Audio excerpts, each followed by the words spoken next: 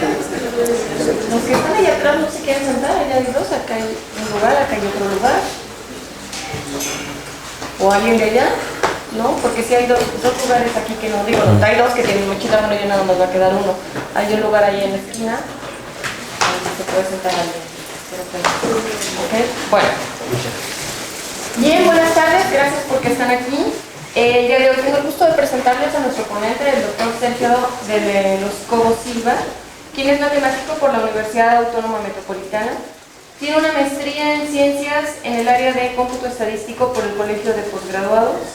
Realizó sus estudios de doctorado en posgrado de Ingeniería de la Facultad de Ingeniería de la UNAM, obteniendo el grado de doctor en Ingeniería con especialidad en investigación de operaciones.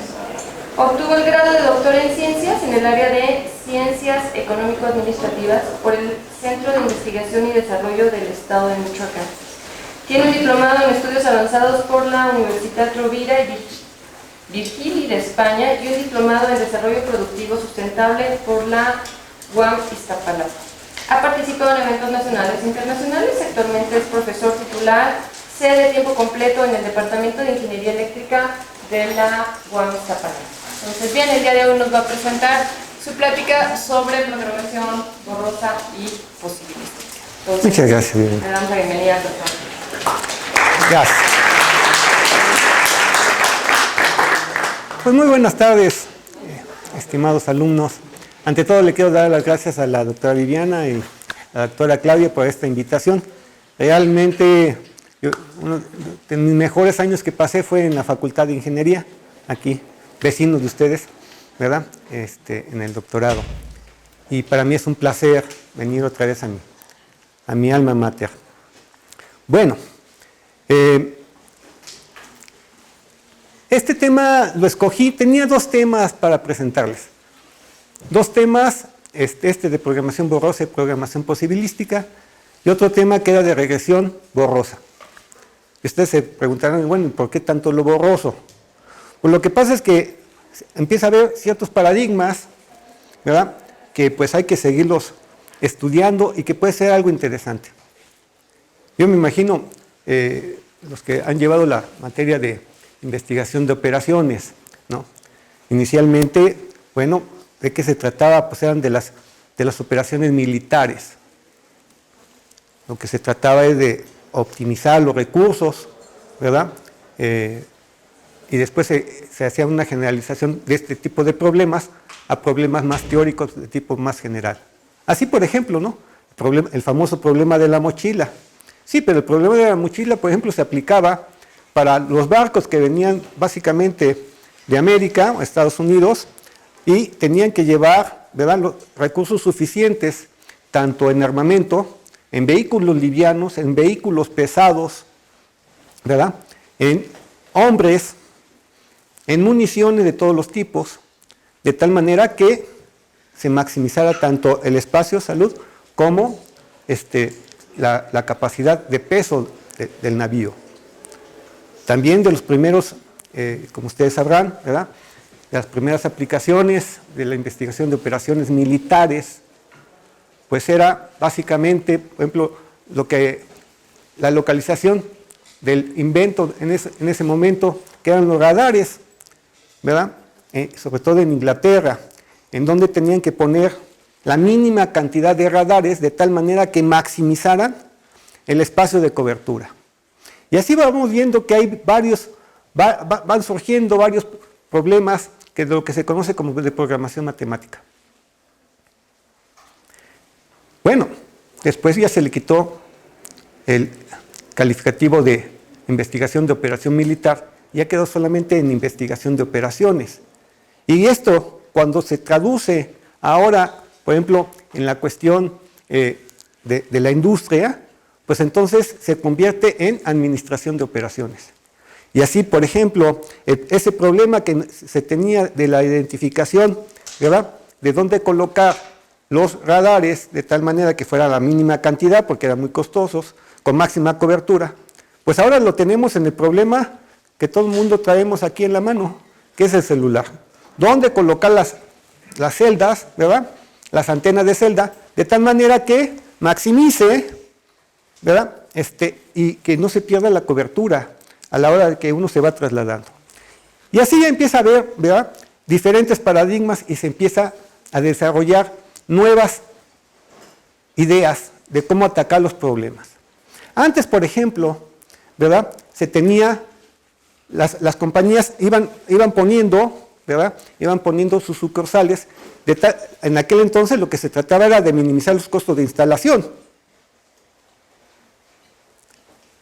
Se minimizaban los costos de instalación, bueno, pues por decir algunas compañías, en aquel entonces es el Aurrera, ahora el Walmart, se identificaba en dónde ponerlo de tal manera de que tuviera una cierta cobertura y los costos fueran mínimos. Pero eso no siempre se puede, ¿verdad? Porque, por ejemplo, si hablamos de servicios de emergencia, que por lo general aquí no funcionan, pero en fin, ya teóricamente debería ser, ¿verdad?, ¿dónde vamos a colocar los centros de emergencia? La policía, ¿verdad?, la Cruz Roja, de tal manera que no me interesa en ese momento qué cosa, minimizar los costos de instalación, sino minimizar qué cosa, la pérdida humana. Porque eso no es incuantificable, no se puede cuantificar, ¿verdad?, cuánto vale la vida de un ser humano. Aunque últimamente hay muchas teorías, pero en fin.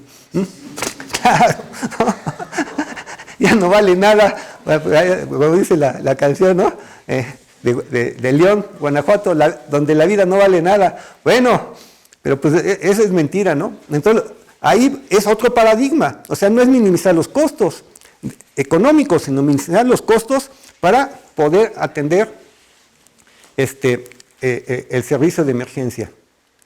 Igual, ¿verdad? ¿Dónde colocar ahora, por ejemplo, si ustedes se fijan, por ejemplo, en los OXXO? Parecería mentira que tuvieran utilidades OXXOs tan cercanos, siendo competencia. Sin embargo, subyace otra idea muy interesante ahí, que no es tanto la de maximizar la utilidad, sino minimizar la competencia, por ejemplo, de los 7-Eleven, etcétera. Entonces, ¿por qué? Porque si disminuyen la competencia, se van a quedar con ese mercado y por lo tanto van a subir automáticamente sus utilidades. Entonces, fíjense que empieza a haber, ¿verdad?, cambio de paradigma de lo que se va conociendo, ¿verdad?, de las necesidades que va viendo. Bueno, entonces, vámonos a lo que nos atañe aquí en programación borrosa y programación posibilística.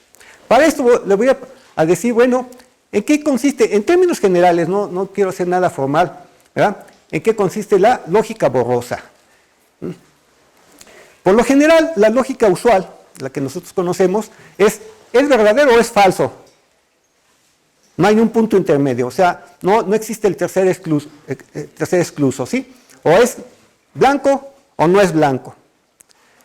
La lógica borrosa hace un pequeño cambio y dice, bueno, espérate, aquí sí cabe una tercera opción.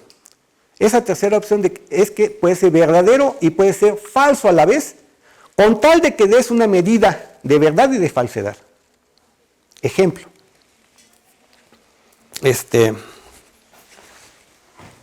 Esta silla, ¿no? La silla, ¿es negra? Muchos podrían decir sí. Pues si se fijan bien, no. Tampoco es negra y plateada. O sea, es negra y no negra a la vez. Nada más que aquí tendríamos que dar una medida de la verdad. Entonces podríamos utilizar, por ejemplo, la unidad de superficie, ¿verdad?, o de volumen, para medir, por ejemplo, pues es un 90% negra y un 10% no negra o plateada. ¿Sí se dan cuenta? Entonces cambia un poco el paradigma de la lógica usual. Bueno, entonces, déjenme.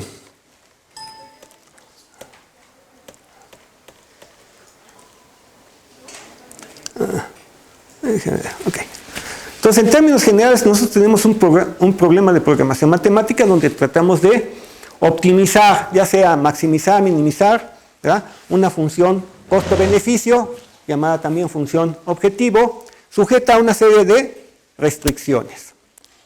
Por lo general, ¿verdad?, esta función objetivo tiene coeficientes puntuales, tiene coeficientes exactos, crisp en inglés, ¿verdad?, y tiene las restricciones también son valores puntuales.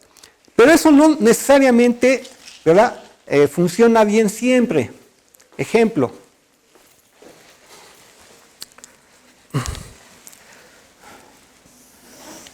Vamos a suponer, ¿verdad?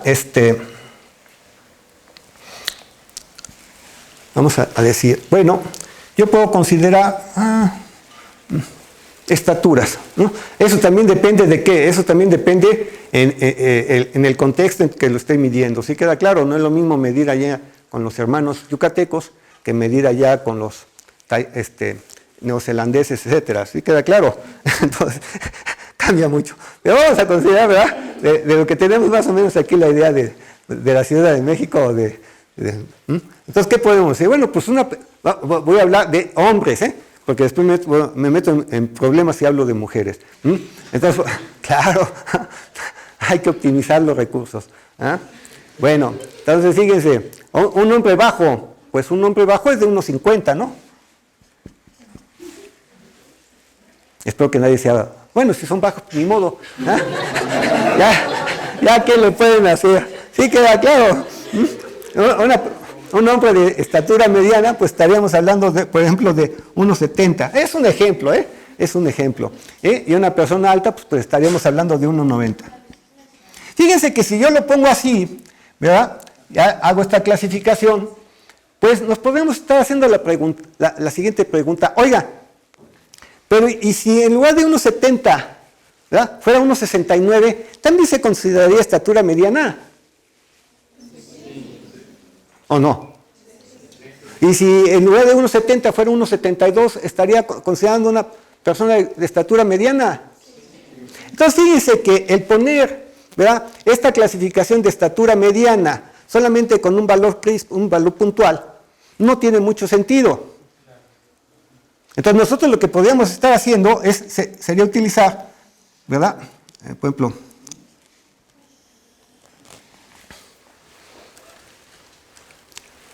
¿verdad?, lo que se conoce como un valor borroso triangular. Es decir, efectivamente, ¿verdad?, vamos a considerar que es de estatura mediana si tiene 1,70. Ese va a ser, ¿verdad?, aquí, este le voy a llamar el alfa corta. Entonces, 1 efectivamente va a ser 1,70. Pero también, ¿verdad?, puedo considerar, ¿verdad?, que en este intervalo, estos valores también va a ser mediana, pero no con tanta aceptación, por decirlo así, con tanta aceptación, sino con una aceptación menor. Por ejemplo, podría ser, por ejemplo, de 0,8. Entonces, en 0,8 estoy considerando este rango de valores. Eso se le conocen como alfa cortes, los alfa cortes. Entonces, el alfa corte va desde 0 hasta 1. ¿Sí queda claro? Entonces, esos serían los alfa cortes. Y entonces, fíjense que realmente la estatura, ¿verdad?, pues la podríamos estar considerando, ¿verdad?, como tres valores, 3 números borrosos triangulares que se intersectan. Sí, efectivamente se intersectan, pero eso nos da mucha más precisión acerca de esta característica que es la estatura. Ahora bien, así como les estoy poniendo el ejemplo de la estatura, pues podemos ir a otras cosas más interesantes. Han oído hablar ahora de los edificios inteligentes, ¿no? Entonces, bueno, si en lugar de estatura estábamos hablando de temperatura, entonces, bueno, ¿en qué momento? Pues no se van a esperar a que la temperatura baje o suba hasta los 35 grados para empezar a funcionar, ¿qué cosa? El aire acondicionado, sino que tiene que haber un rango, ¿no? Un rango. Entonces, fíjense que para muchas cuestiones, ¿verdad?, de la parte de inteligencia artificial se utiliza mucho este tipo de modelos borrosos, ¿verdad?, que dan mucho más versatilidad para dar solución a varios problemas. Entonces, regresando a nuestro problema de programación matemática, ¿verdad?, ¿qué es lo que puede pasar? Podemos tener dos cosas que pueden ser interesantes, ¿verdad? la función, voy a poner un poquito.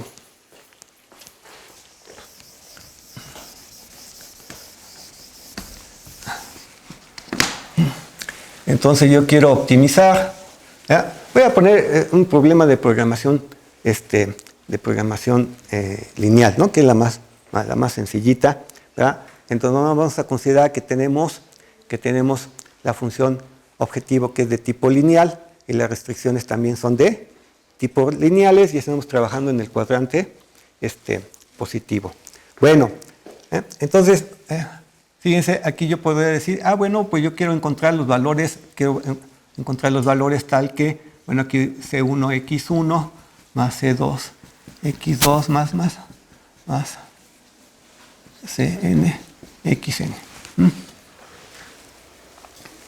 Y tener aquí las restricciones, que sería, por ejemplo, B11 x1 más B12 x2 más B1n xn menor o igual, ¿no? Que B1, y así me voy hasta bk1 x1 más bk2 x2 más bkn xn menor o igual que bk. Muy bien, eso significa que no se me han dormido. Ahí la voy haciendo. Muy bien. Entonces fíjense, aquí estamos considerando que los valores C es B y J, ¿ve? Y las B y son valores puntuales. Pero, pero fíjense que nosotros podríamos en un momento dado, ¿verdad? En lugar de que esos fueran valores puntuales, decir, oiga, ¿y qué tal si son números borrosos?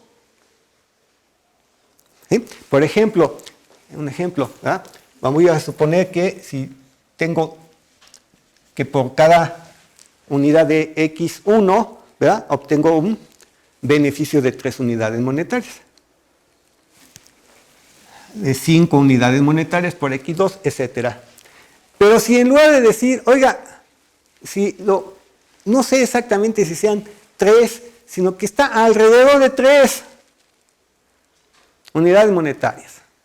Alrededor de 5 unidades monetarias. ¿Sí se dan cuenta? Igual las ves. Entonces aquí lo que voy a hacer es tener un modelo, no un modelo de programación matemática clásica o usual, sino voy a tener un modelo de programación de tipo borroso. Igual, ¿verdad? Ese sería uno de los casos. Entonces, otro de los casos es donde yo puedo relajar las restricciones o la función objetivo. Entonces, ya vamos a entrar un poquito. Si tienen dudas, preguntas, me levantan la mano. Y con todo gusto. Bueno. Bueno, eso se utiliza mucho en varias áreas. Bueno, la programación borrosa, que es con la que vamos a iniciar, dice, en este caso, y al contrario de lo que ocurre con un programa matemático convencional, el decisor no pretende optimizar de forma estricta un objetivo, sino que únicamente pretende obtener un valor que sea satisfactorio. Y fíjense, aquí es un nuevo paradigma. Es algo parecido, ¿verdad?, a lo que ocurre con los métodos clásicos de optimización y los métodos heurísticos de optimización. En los métodos clásicos de optimización, ¿qué se trata de hacer? Se trata de que el método me encuentre el óptimo global. Y eso pues está muy difícil, salvo algunas situaciones debido a la topología o debido al tipo de función que sea derivable, diferencial, etcétera, etcétera, etcétera, ¿verdad? Se puede garantizar el óptimo global. Si no, pues entonces son métodos muy costosos en cuanto a tiempo. Yo ahorita les hablo un poquito del tiempo, ¿verdad? Bueno, y entonces los métodos heurísticos, ¿qué hacen? Pues relajo ¿verdad? Relajo el querer encontrar el óptimo global. Y entonces lo que voy a pedir es tener una buena solución. Claro, se ha visto, ¿verdad?, que estas buenas soluciones efectivamente alcanzan el óptimo global. Pero ¿cuándo es cuando se puede verificar eso? Para cuando las instancias, es decir, los tamaños de los problemas son pequeños. Porque para problemas grandes está en chino. Entonces, se corren programas pequeños, se ve que funcionan y que me da el óptimo global, y de ahí se hace una extrapolación de que son buenos métodos. Y esto también, fíjense, ¿verdad? En lugar de alcanzar el óptimo, es el alcanzar un valor satisfactorio.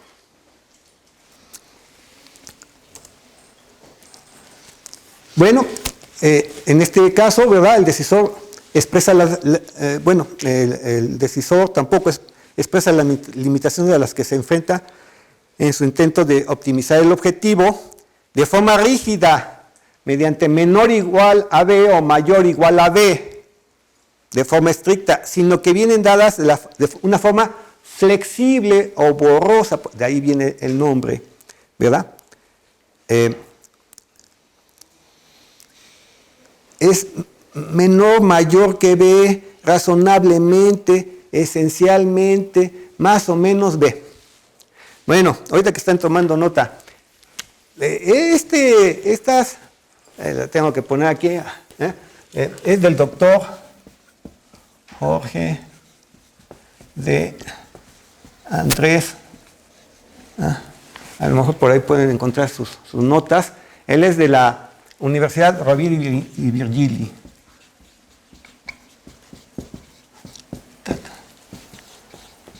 Rovira. Tengo una letra asquerosa, por eso no me gusta escribir.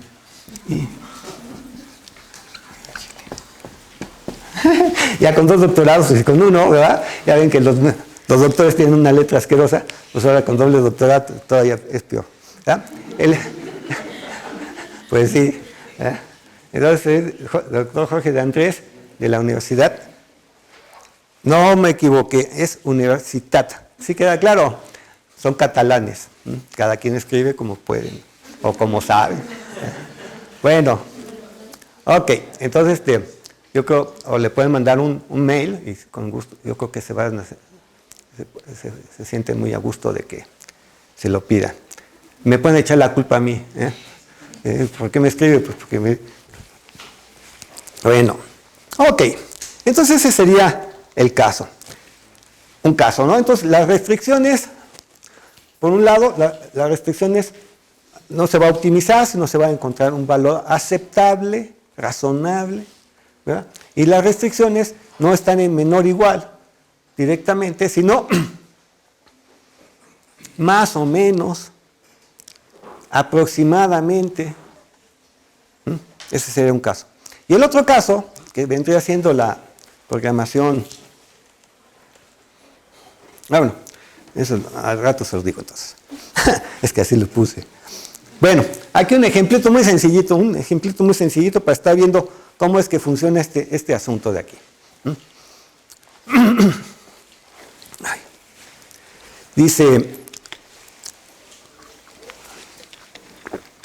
una determinada empresa se dedica a la producción de 2 bienes A y B, cuyo margen de beneficio por unidad producida es de 3 unidades monetarias y 10 unidades monetarias respectivamente. También se sabe que la producción de una unidad del bien A consume 2 unidades de materia prima y la producción de una unidad del bien B consume 4 unidades de materia prima. La disponibilidad de materia prima es de 2.000 unidades. Asimismo, para la producción de una unidad del bien A es necesario el empleo de 2 trabajadores y para la producción de una unidad del bien B es necesario el empleo de 1 trabajador. Por un pacto con los sindicatos, el número de trabajadores contratados debe ser mayor o igual de 800. Bueno, entonces, si esto lo planteamos en un programa para maximizar el beneficio, pues tendríamos, ¿verdad? Tendríamos este ejemplo dadas por este sistema. Bueno, aquí la solución óptima, ¿verdad?, es producir 200 unidades del bien A y 400 unidades del bien B, teniendo un beneficio máximo de 4.600 unidades monetarias. Bueno, entonces, otra vez, ¿verdad?, la programación borrosa flexible, entre otras aplicaciones, permitirá formular programas matemáticos cuando el ánimo del decisor no es tanto optimizar como obtener una cierta satisfacción. Otra vez, ¿verdad?, acuérdense, buena solución. Aquí estamos hablando de una satisfacción. Sobre el cumplimiento de objetivos y restricciones. Y asimismo, en las restricciones se está dispuesta a aceptar un cierto incumplimiento en aras de obtener un mayor valor de la función objetivo. Por otra parte, la programación borrosa también puede ser aplicada cuando existe un conocimiento impreciso de los coeficientes que cuantifican los recursos o los requerimientos sobre los que se conoce cuál es el nivel como máximo o mínimo deben tener. Pero se admiten ciertas violaciones, bueno, en el sentido positivo de violación, ¿sí queda claro?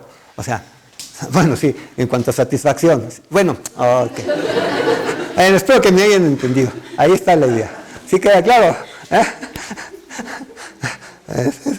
La asociación de las palabras. Bueno, utilizando la programación borrosa, la disponibilidad de recursos del ejemplo anterior se expresaría, por ejemplo, fíjense, ¿no? Ya se tenían 2.000 unidades de materia prima y se tenían que contratar a 800 empleados, ¿no? Pero, ¿cómo pasaría a ser un problema borroso, un problema flexible? Pues sería, bueno, no deben de consumirse más de 2.000 unidades de materia prima, pero se aceptaría como máximo un exceso de consumo de 200 unidades. Entonces, fíjense que tendríamos un rango entre 2.000 y 2.200. ¿Sí queda claro? Por otra parte, el requerimiento de contratación podría expresarse como: seguro que no tendremos problemas con los sindicatos si se contratan 800 trabajadores o más. No obstante, seguramente acabarían aceptando que el número de trabajadores contratados fuera inferior a 800, por ejemplo, en un 10%, 80 trabajadores. Entonces, fíjense que ahí es también, lo volvemos flexible el asunto, y entonces estaríamos hablando entre 720 y 800 o más trabajadores. ¿Sí queda claro? Bueno, en cualquier caso podemos decir que el concepto de objetivo y restricción queda diluido. De tal forma, tanto los objetivos y restricciones pasan a tener el mismo tratamiento de restricciones o de objetivos. Depende de cómo se mire. Así, el decisor debe explicitar sus aspiraciones tanto respecto a los objetivos como a las restricciones. Aquí ya se elimina, ¿verdad?, la diferencia entre objetivos y restricciones.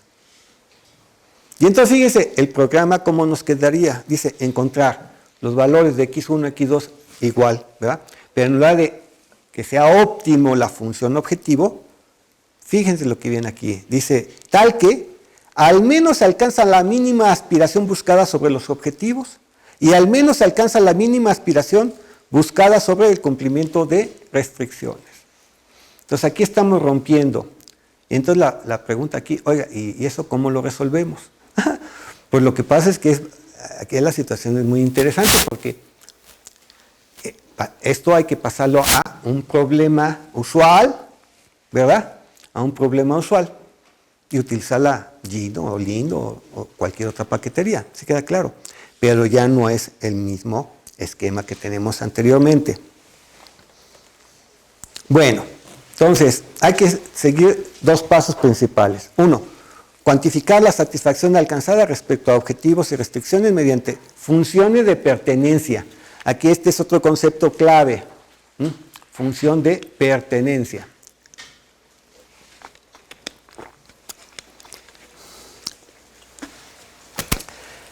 Y para ello debemos de seguir los siguientes pasos. Explicitar los objetivos y recursos disponibles de forma flexible, que es la primera parte que hicimos. Establecer una función de pertenencia para cada una de las restricciones, establecer una función de pertenencia para cada uno de los objetivos y formular un programa que maximice conjuntamente la satisfacción sobre el cumplimiento de objetivos y restricciones. Bueno, esto de funciones de pertenencia, no voy a saltar todo, que esto es puro rollo. Aquí está. Bueno, si se dan cuenta,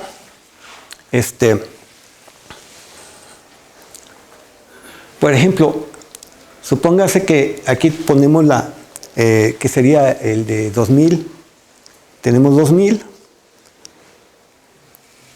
En lo clásico, ¿qué sería? ¿Ah? Sería 2000 o menos. Y aquí estamos dando un poquito más, ¿no? Entonces empezamos a degradar desde 2000 hasta 2200 y ya después damos valor de 0. Entonces, eso es lo que significaría esta primera gráfica. Y fíjense, esta función de pertenencia es muy sencillita porque es una función lineal. ¿Sí? Por ahí dicen que lo mejor es lo más sencillo. Pues sí, porque si lo meten de otra forma, pues es bastante más complicado, ¿sí? Y quién sabe si se pueda siquiera formular para poderlo programar de manera usual. Entonces, esa sería la función cuando se pide un excedente. Oiga, pero ¿qué pasa si no hay un excedente? Si no se pide, por ejemplo, en el caso de los trabajadores, ¿no? Que los 800 o más, ok, pues eso es lo que sería mejor, ¿no? 800, por ejemplo, aquí sería de los 800 o más. Pero bueno, se está considerando de que puede ser un 10% menos, entonces sería desde 720 hasta 800, lo ponemos de manera lineal, la función de pertenencia, y así estaría representado nuestras restricciones. Ahorita lo voy a poner de manera análoga, de manera general, ¿sí? Aquí lo estoy poniendo. Bueno, entonces este sería para las restricciones, y para el objetivo, ¿verdad? Pues también si permitimos que sea mayor o permitimos que sea menor. ¿Sí? Y después, pues, formular un programa el cual busque maximizar, fíjense, otra vez lo que se trata es de maximizar la satisfacción, ¿verdad? Que es cuando se cumplen conjuntamente tanto las restricciones como los objetivos. Bueno. Ok, y entonces aquí, bueno, ¿cuál va a ser la satisfacción? Pues la satisfacción la vamos a definir en este caso como el mínimo alcanzado por las funciones de pertenencia, tanto para objetivos como para restricciones. Entonces, para este problema en particular, ¿verdad? Ahí ya tenemos el conjunto de la primera función de pertenencia corresponde a la función objetivo. La siguiente sería la restricción de la materia prima con la que se cuenta, y la tercera es la cantidad de trabajadores empleados. Bueno, en este caso, ¿verdad? Para un caso particular, si consideramos, por ejemplo, los valores de 150 unidades de A y 450 unidades de B, fíjense que ahí ya, según las funciones de pertenencia, tenemos que para el objetivo se alcanza el valor de 1, o sea, es un valor superior o igual a los 4.600, ¿no? En cambio, para mu1 es de 0.5 y para mu2 es de 0.375. Entonces, en este caso, ¿verdad? Se va a tener una satisfacción de 0.375. Acuérdense que aquí también la satisfacción es algo subjetivo, pero la estamos midiendo de manera lineal, que es lo interesante, entre los valores entre 0 y 1. En particular, ¿qué pasa qué pasa para el problema original?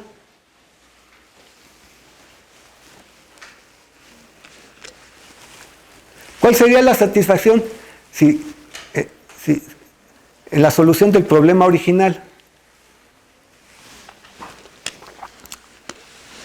Pues 1, porque el 1, ¿verdad? El 1 se cumple el objetivo, que es el máximo alcanzado, y se cumplen las dos restricciones, ¿sí queda claro? Entonces, digamos que es un caso particular de este problema más general, ¿verdad?, a la hora de considerar satisfacción. Lo interesante aquí, y lo pongo de manera general, no voy a darle solución, y lo pueden hacer como algo de por ahí, si tienen insomnio, decir, ay, ahorita no puedo dormir, ¿no? O si ya fueron al antro y están aburridos, ¿no? Se llevan una hojita, ¿no? Y bueno, ese problemita, por eso lo puse sencillo para que se lo acordara, ¿no? Entonces, tratar de ver, oiga, ¿y cómo lo puedo poner en forma usual, en forma clásica? Si queda claro. ¿Cómo puedo? Porque, ¿qué es lo que se pretende? Lo que se pretende es maximizar la satisfacción alfa de tal manera que tanto los objetivos con las restricciones, la satisfacción sea mayor o igual a S alfa. Este sería realmente el problema que habría que atacar. Y lo podemos pasar de manera usual. Y lo podemos usar y plantear para poderlo pasar, por ejemplo, con Gino, con Lindo, etc. ¿Sí queda claro? Entonces, bueno. Entonces, esto se refiere a la programación flexible. Espero que no lo hayan visto por ahí, que les pueda hacer algo interesante. Y esto tiene mucha aplicación, digo, en cuestiones, por ejemplo, de cuestiones económicas, se utiliza muchísimo. Entonces, no siempre, por eso se le llama flexible, ¿sí? Estamos flexibilizando, ¿qué cosa? Tanto las restricciones como el objetivo. Bueno.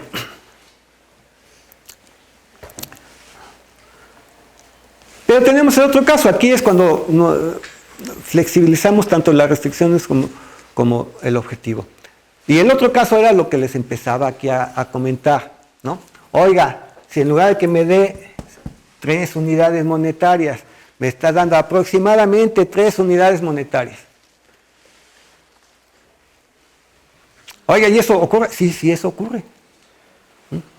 Eso ocurre. Lo podemos hacer planteamientos, sobre todo de tipo económico, ¿no? O sea, nosotros tenemos claro, cuando hacemos un pronóstico, bueno, siempre y cuando utilicemos adecuadamente el instrumento, sí queda claro, pero el pronóstico, pues, básicamente, ¿qué es lo que manejamos? Son intervalos de confianza. Es raro manejar, ¿qué cosa? Un valor puntual. En un intervalo de confianza, bueno, pues no es que sea 3, sino que es aproximadamente 3. ¿Sí me explico? Entonces, en esa situación, igual cuando los coeficientes aquí, ¿verdad?, de las restricciones sean también borrosos. Y bueno, oiga, ¿y cómo le podemos dar solución cuando tenemos problemas de ese estilo? Ok.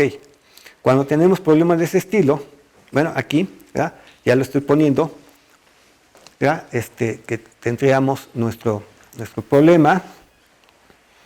Ahí le estoy poniendo unos tildes, ¿verdad?, a los coeficientes para indicar que no son crisp, sino que son borrosos, aproximadamente el valor.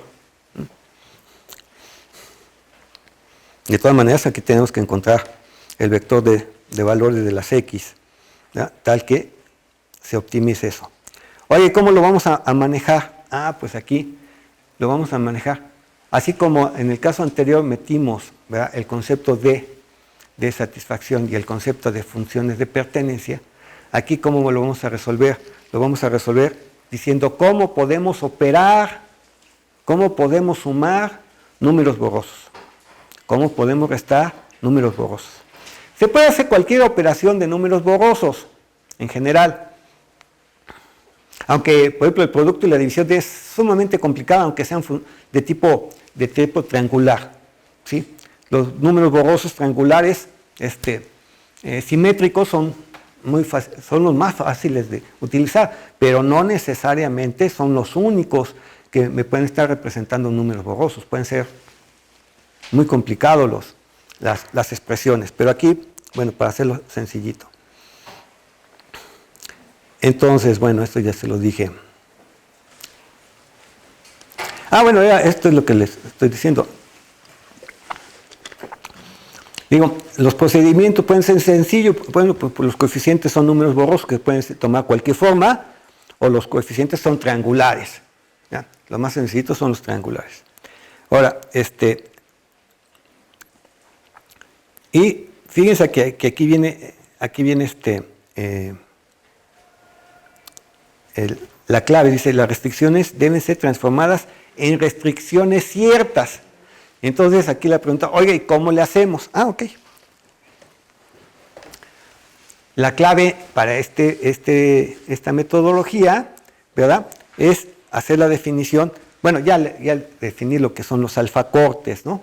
Ya son los alfacortes. Aquí los supraíndices, L es left, la R es right, ¿no? Esos son los valores, son los intervalos de valores, izquierdo y derecho, dependiendo del alfacorte. Entonces son, uno, los alfacortes, que ya se los dije. Y el otro, ¿verdad?, es cuando son menores, cuando un número triangular, ¿verdad?, es menor que el otro número triangular. Bueno, aquí, por ejemplo, estoy considerando triangulares A1, A2 y A3, donde A2 viene siendo el centro, ¿se acuerdan? El de 1,70, ¿no? Y el A1 y el A3 pues va a ser los valores extremos. B de manera análoga. Entonces, vamos a decir que A es menor que B. Si ocurre que A1 es menor o igual que B1, A2 menor o igual que B2 y A3 menor o igual que B3. Bueno. Entonces, fíjense, si hacemos eso, ¿verdad?, ¿qué va a pasar con las restricciones? Con la restricción, por cada restricción que nosotros tengamos, ¿verdad?, la vamos a poder dividir en dos partes. En la parte izquierda, ¿no?, y en la parte derecha.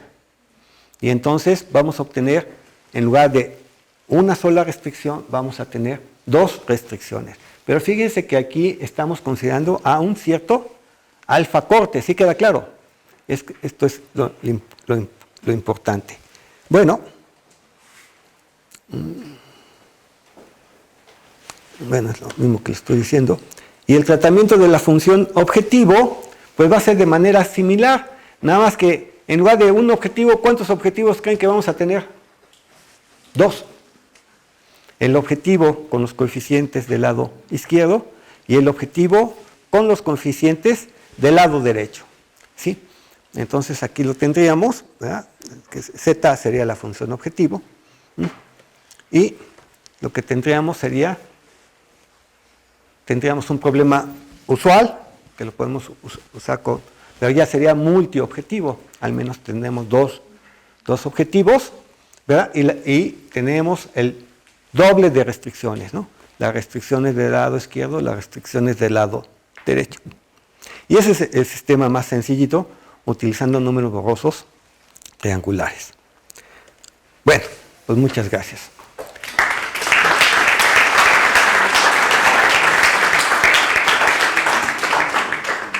Si tienen alguna duda, alguna pregunta, ahí les estoy mandando mi correo por si me quieren escribir, con todo gusto.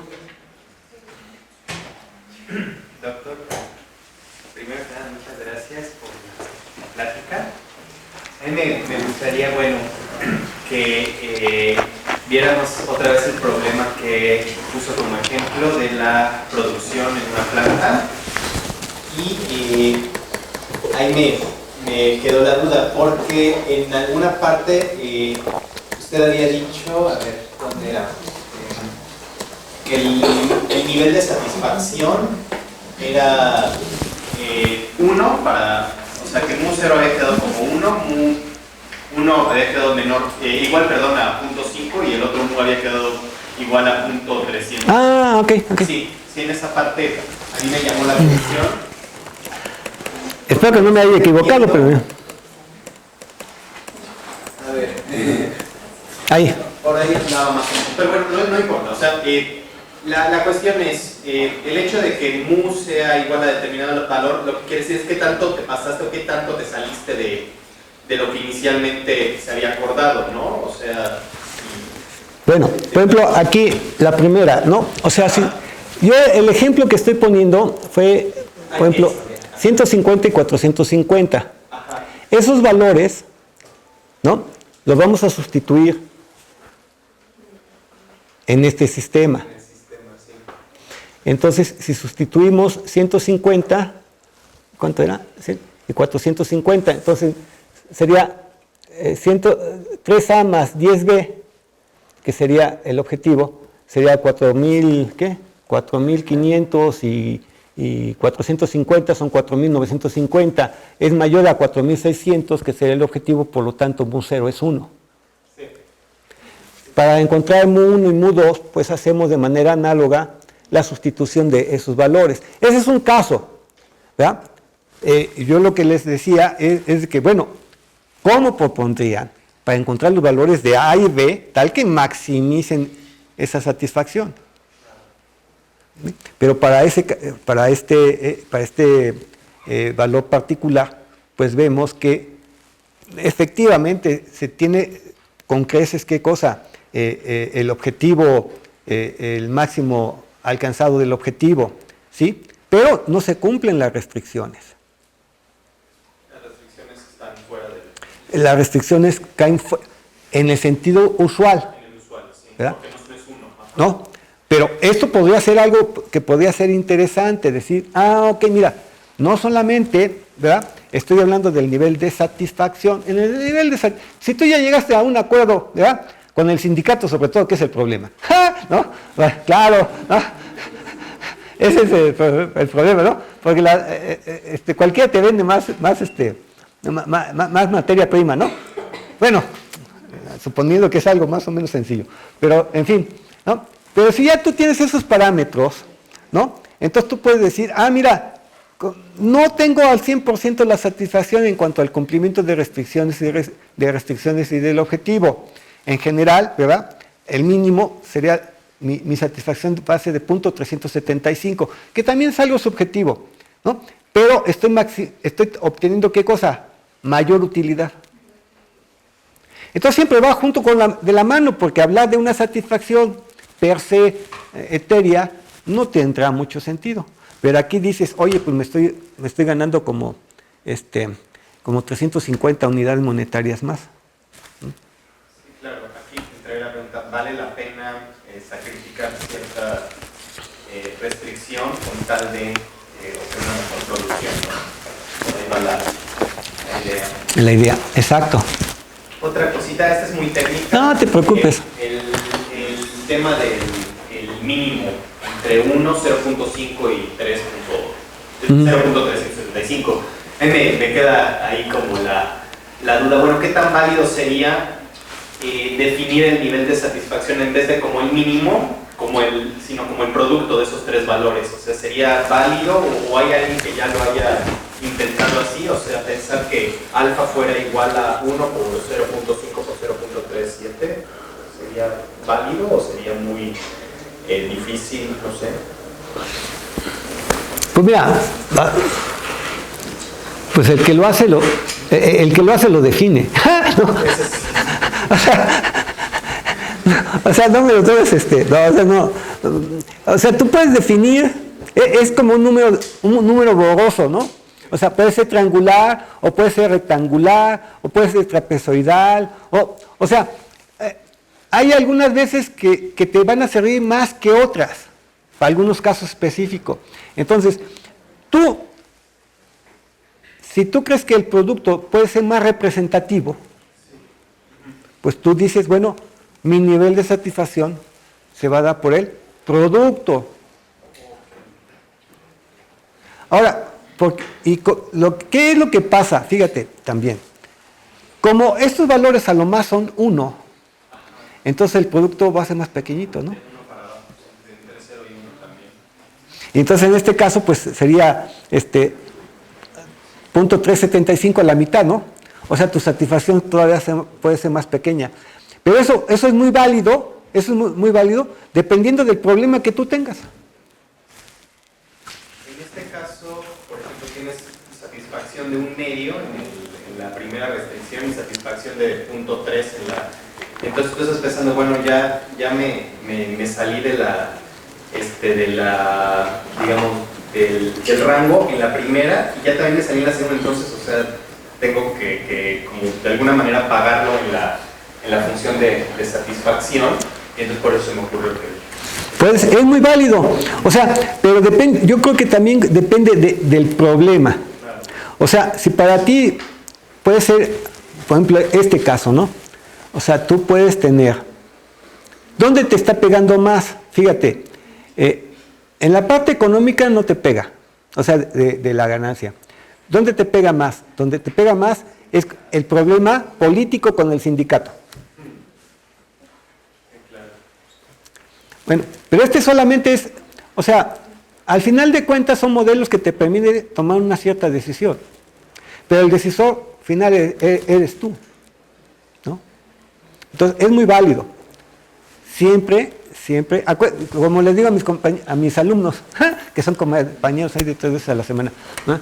A mis alumnos de estadística, están las mentiritas, las mentirotas y las estadísticas.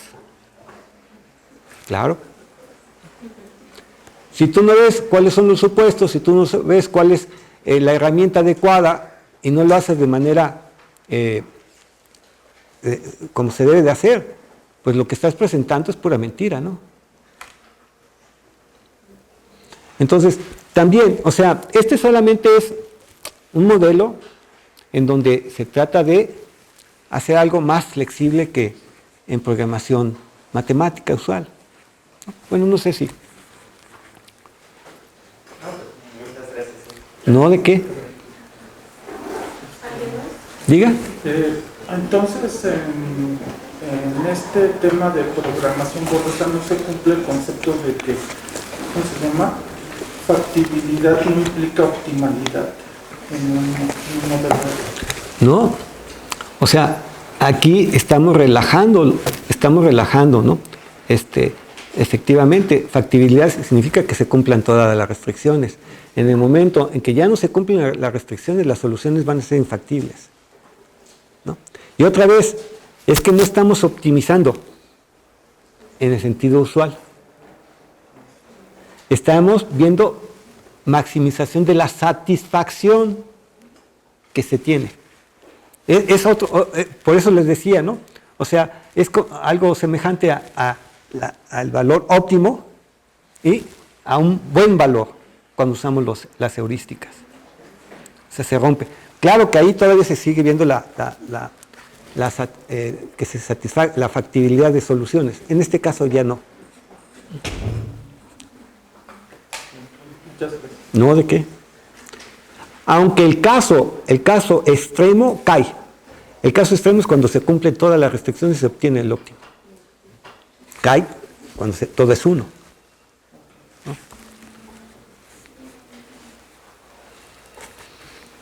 ¿Alguna más? ¿A la 1? ¿A la 2? Ok, pues muchas gracias a ustedes.